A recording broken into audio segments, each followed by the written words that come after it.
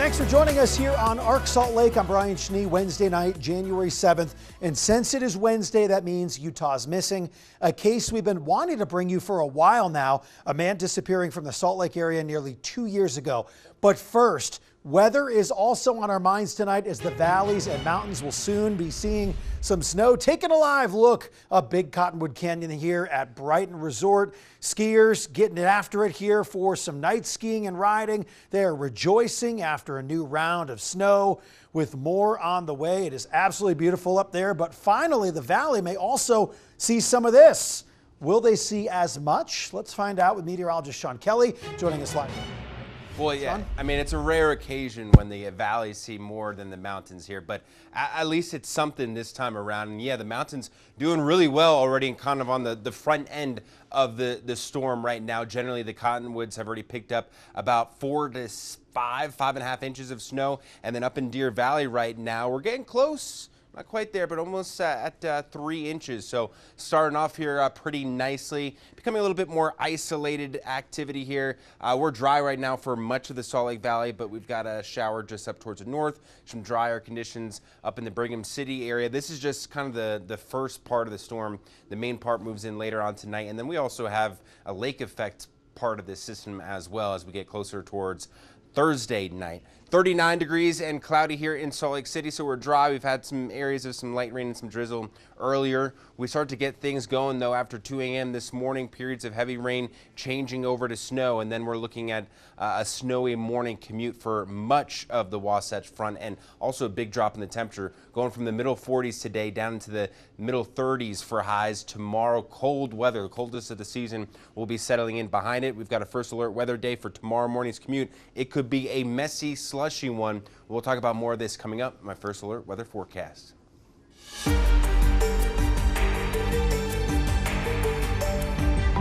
It's our first Utah's Missing of 2026. Thanks to all of you who have watched, participated, and shared our coverage in 2025. Tonight, our focus is Jordan Gonzales, an at-risk missing person. Jordan hasn't been seen since March 2024. He was reported missing roughly 1 month later in April. Recently, I spoke with Danny Gutierrez, a family advocate, speaking on behalf of Jordan's family, who also just wants answers nearly 2 years later. What do we know about the early days of when Jordan was reported missing? So Jordan was released from jail on March the 8th, and he had contact with a family member on March the 9th. And they aren't 100% sure if it was like nobody had contact with him or is admitting contact with him for the 10th of March. And when I say admitting, I'm talking about friends or his girlfriend at the time. And the family noticed as of March 12th that nobody had contact with Jordan. They couldn't get in touch with him. The ex-girlfriend at the time or girlfriend at the time was saying that he just took off. Salt Lake City classifies Jordan as at risk. How come? Well, Jordan had the car accident and he is legally blind in one eye and the other one is 100% blind. He also suffers from seizures and not knowing where he's at, him not being on the medication to regulate the seizures, that type of thing. It's a bad situation. So Jordan's roughly 5'5", 170 pounds or so, brown hair but balding. That according to some of the photos that we can see. Brown eyes, numerous tattoos on his face and neck. Salt Lake City police, as we mentioned here, have Jordan listed as missing and at risk due to that brain injury and visual impairment, blind in one eye and likely nearly blind in the other. Jordan was living with that before his disappearance. He also was released from jail shortly before his disappearance. A lot of factors in this case. Police told me within the last few weeks, just before the Christmas holiday, no updates on this case. At the end of the day, he has a mom. He himself is a father. And this family will never have any type of peace until they're able to bring Jordan home, whether it be a recovery or Jordan himself in a different state of mind. they need to bring Jordan home. And we're asking the community, for those that don't pay attention, going missing, it doesn't discriminate. It can happen to any of us. And if it was your child, your husband, your wife, that type of situation, you would want God and all of his children out there beating the street, searching for your loved one. And this is what Jordan's family is wanting at this point in time. They need everyone to take a double take. You know, if you see someone, like, I can honestly tell you, I've had several tips come in of a gentleman in Richfield, Utah, and it had been about 5 months that had gone by. And I was driving my truck and I actually saw the guy and turned around a whole block and like was shooting up the street because this guy looked so much like Jordan. And I actually spoke to him and I showed him Jordan's flyer. But if you're not sure, take a picture, you know, send it in to Detective Wilson. Send it to me on Dylan's Legacy, and we can take a look at it and have Jill take a look at it. But as I stated, we need everyone's help looking and searching and paying attention. Did the family have any indication of where he would have gone? I mean, it didn't seem like they had much, didn't seem like they had a lot of time based on his release point to when he disappeared to really even build that understanding, correct? They have any leads? There are no leads as to, like, Jordan saying, oh, I want to go here, or I want to go there. Jordan would, number one, never leave the state. Number two, Jordan has to be with someone basically at all times. Not in the sense that he has to be cared for in that way, but Jordan needed that comfort of just being with someone. Even if you were sitting in the same room, not communicating, he knew somebody was there. So Jordan, again, would not just up and take off like this. Private investigator Jason Jensen has been assisting the family with the case. If you have information you want to share but don't want to go to police, you can always reach out to Jason, 801-759-2258. Jason says it was highly unusual that Jordan would break off all communication with his family and have no use of social media before his disappearance and obviously afterwards. You can also reach out to Salt Lake City Police, 801-799-3733, and reference case number 2483208. We've had two different solid tips that have come in numerous times. The West Desert area and the Raging Waters. I do know that Detective Wilson, he ran a search out there in August of last year. Nothing turned up, but the community within the streets, they're talking amongst themselves. And we just need somebody to come forward with a solid tip and let Detective Wilson know exactly where Jordan was placed. So again, we can bring him home and the family can find some peace at some point in time and be able to move forward. There has been a lot of social media postings and recent articles on Elizabeth Green, who disappeared from remote Callio, Utah, way out in Utah's West Desert in Juab County. You may remember this case. I've covered Elizabeth extensively over the years, so much so that most of the other articles actually reference our reporting. Well, how about an update on the case? Elizabeth is still missing. Family's still wanting answers. She would have just turned 23 the day before Christmas. I've reached out to the Juab County Sheriff's Office, hoping they'll provide some sort of an interview eventually on this case. In the meantime, I did locate an unsealed search warrant a few weeks ago. It's not necessarily new, but never been dug up, so it is new for publication, has never been publicized before. The warrant was signed April 2nd, 2025, unsealed 6 months later, October, so just a few months ago. And at the time of the warrant being sealed, it had been nearly 1 year since Elizabeth's disappearance, which was April 17th, 2024. The detective in the warrant wrote that Elizabeth's mother sent him a message saying she located 2 Snapchat accounts and other accounts that belonged to Elizabeth. The detective that wrote this said that there have been no investigative leads in the first year's time frame of Elizabeth's disappearance.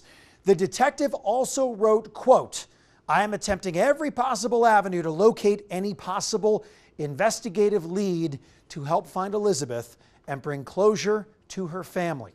Lots of people on social will say Elizabeth didn't just disappear. To those that say this, I would say you need to go to Callio to believe just how rural and off the grid it is.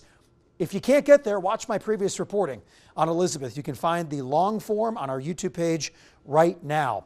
To stay in the know on Utah's missing persons cases or cold cases, join me every Wednesday here on ARC Salt Lake at 7. We're dedicated to helping Utahns find their loved ones, get answers or closure. You can reach out directly to me if you have a case you would like us to look into.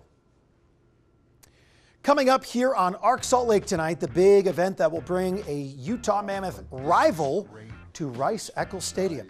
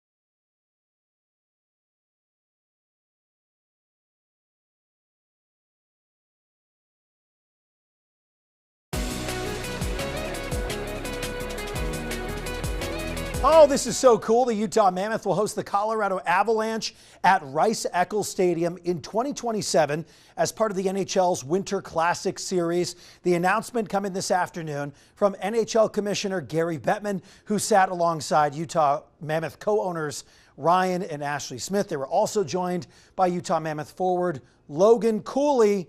Let's hear from him.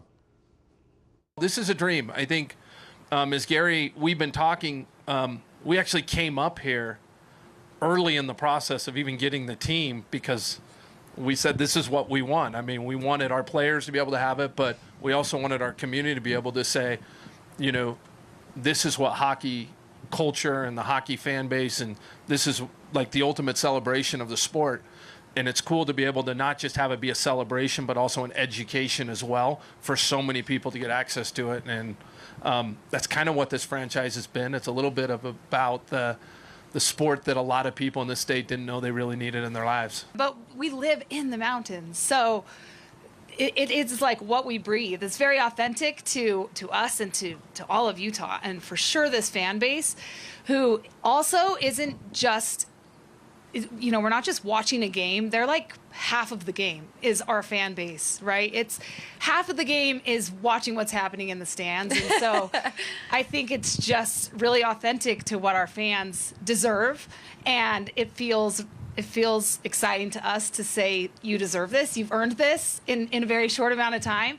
But also to open our mountains up to the world. I think, you know, as a little kid, everyone grows up, you know, playing on the pond or, you know, your backyard. And for me, I've always done that. And I think as, you know, guys, you know, the little kid of us will kind of come out and to be able to play in the NHL and the Winter Classic around the holidays, it's going to be special. Well, listen, congrats. They didn't an exact date yet. For the new fans in Utah, how would you describe what the Winter Classic is? It is a spectacular gathering of people coming together to experience a truly unique event. When we get done decorating this stadium, you won't recognize it. You won't think it's a football stadium. You'll think it was the ultimate hockey venue. And, you know, normally 15, 20,000 people at a hockey game. Now to have 50,000 plus creates a completely different atmosphere and environment. You know, we knew the Winter Classic would happen. Ryan had been talking about it. Gary had been talking about it. Wasn't a secret. About a year ago today, I asked President of Hockey Operations Chris Armstrong about having a Winter Classic, and he basically said, yeah, we're going to do it, just a matter of if and when. By the way, it would be pretty awesome to have it at Rice-Eccles Stadium and have it just dump some snow, which is kind of what's happening in our mountains right now. But the valley locations, we could be getting something. Yeah, that's right. I mean, I hope it's not going to be kind of a repeat of what we dealt with this year, where it took so long to see any measurable snow here across the Salt Lake Valley. But again, this is finally looking pretty likely that we'll see about a half an inch upwards to 2 to 3, 4 inches of snow for the Salt Lake Valley. Up into the mountains, though, we've already picked up 3 to 5 inches. It is dumping up there right now in the Solitude area. You can see we've got winter weather advisories, which, by the way, this is the first one of the season for the Salt Lake Valley, down into Tooele County as well for our northern mountains,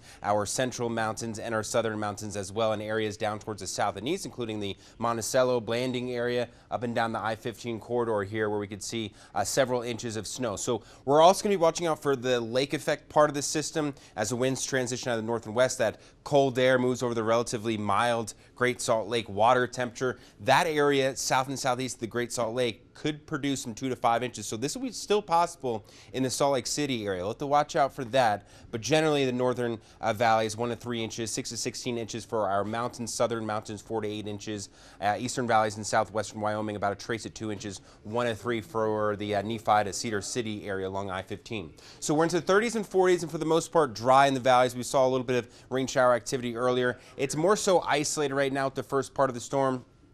Seeing some of that steadier snow up into the mountains, some drier air up towards the north and west. That main part of the system won't be moving in until well after 2 a.m. tonight.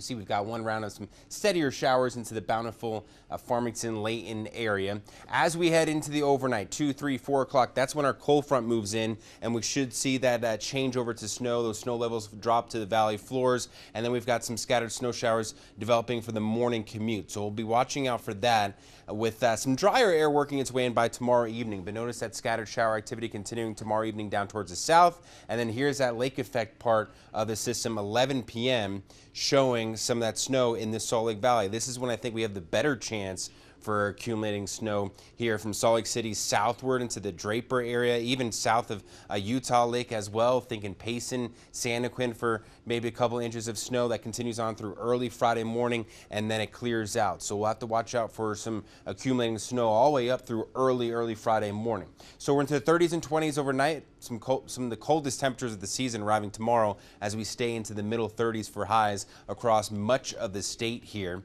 In the St. George area, we've got temperatures that'll be going from the 40s to the upper 40s as we head into the weekend, 50s into next week as well. Plenty of sunshine though.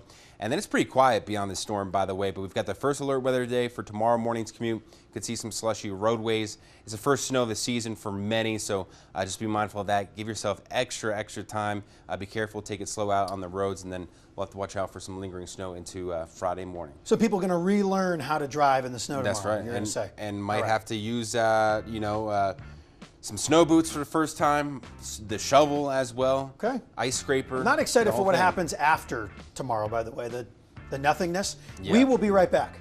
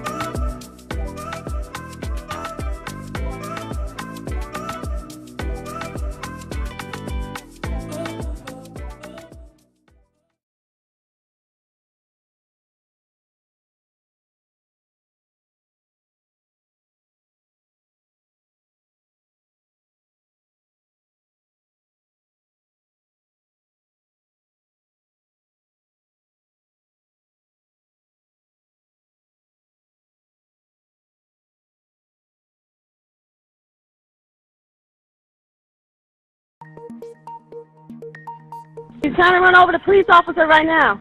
This guy is not playing. My goodness, some incredible video out of Henderson, Nevada tonight showing a man in a front loader trying to run over police officers. Now, this happened Sunday after the man was reportedly trying to hotwire the heavy machinery on a construction site. Yeah, security video shows the guy driving off the lot and smashing into at least 2 police vehicles. A person working security remotely called it in and was on the phone with dispatch as the scene unfolded. We just had somebody hop the fence, and it looks like he's hot wiring one of the bulldozers right now. Do you have video of this? I'm watching him live right now. A security guard that was there claims the suspect, Juan Carreno, threatened to kill him while armed with a screwdriver. Police ended up shooting Carreno in the arm and leg to get the situation under control, they say. Yes, some officers were hurt as well, but will survive. Carreno now faces multiple charges, including attempted murder. Well, that is pretty wild video. Some of you watching on the live stream missed our segment from Utah's Missing earlier tonight. It'll be on our website in the article that we posted, also on our YouTube page, which is KUTV 2 News, Salt Lake City. Big announcement today for the Mammoth hosting at Rice Eccles here for the Winter Classic. A lot to keep your eye on with the weather tonight. Right, yeah, stay tuned. Tomorrow morning could be a rough commute. Plan for it, take it slow, give yourself some extra time. Maybe hold off to getting up too early. Join us tonight on 9 o'clock and 10 o'clock for your forecast. See ya.